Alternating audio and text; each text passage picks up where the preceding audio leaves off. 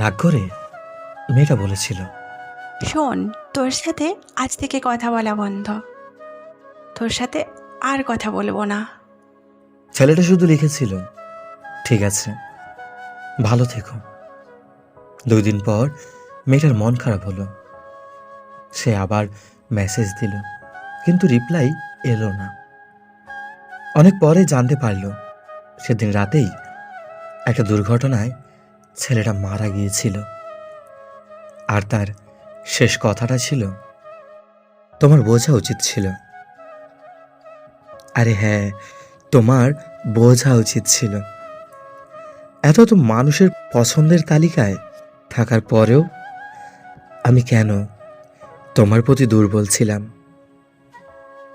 কিন্তু তুমি বুঝলে না।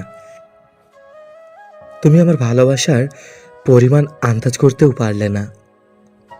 তোমার প্রতি আমার ভালোবাসা ছিল মহা আকাশের মতোই বিশাল।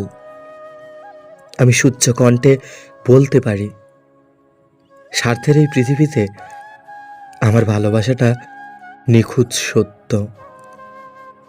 তোমার প্রতি আমার যে অদৃশ্য মায়া, সেটা কোনোদিনও কাটিয়ে ওঠা সম্ভব নয়। তুমি কি বোঝো তোমাকে ছাড়া থাকতে আমার কত কষ্ট হয়? তোমার দেওয়া কথা কিন্তু তুমি রাখলে না।